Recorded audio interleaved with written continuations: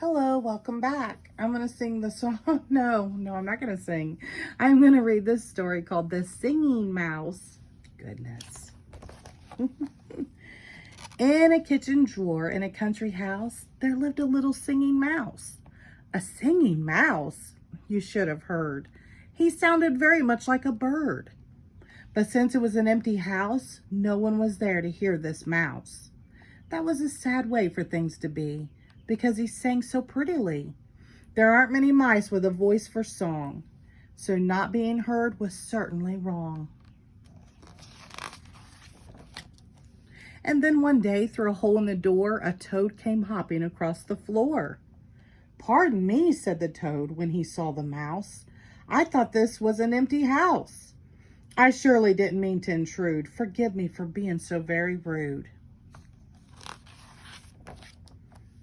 "You are most welcome in my house. I'd like you to stay," said the singing mouse. "And if you have a minute or two, I will sing a song for you." "A singing mouse," thought the gentleman toad. "That's something I wouldn't hear out on the road."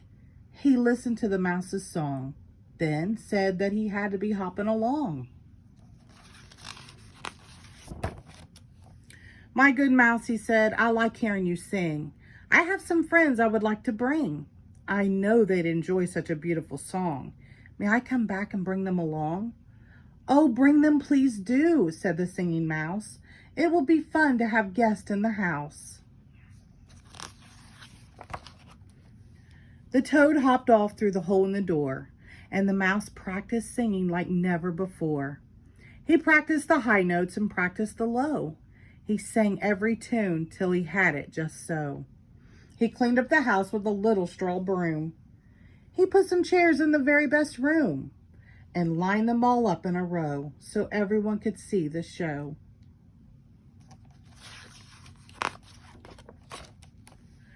It was a happy little mouse who welcomed his guest in the house. A sparrow came and a chipmunk too, a big raccoon and a tiny shrew, a possum with a pinkish nose, a mourning dove with pinkish toes, a squirrel with his tail held tall, and a bunny with almost no tail at all. The toad hopped in with two of his brothers and sat right down with all the others. At last the show was underway, and oh, it was a glorious day. The little mouse just loved to sing, and singing for friends was a wonderful thing. First came a silly song for fun. Three blind mice, see how they run. Then a lullaby, soft and sweet, and a so-some march for tramping feet. The soaring notes of Danny Boy, Ludwig von Beethoven's Ode to Joy, and for rousing curtain call, he sang the Washable Cannonball. The audience gave a round of applause, as best you can with wings and paws. The singing mouse bowed, then everyone stayed to have some cake and lemonade. They all agreed it was such fun. Each Thursday now, at 1:30, they all came back to the country house to hear the little singing mouse.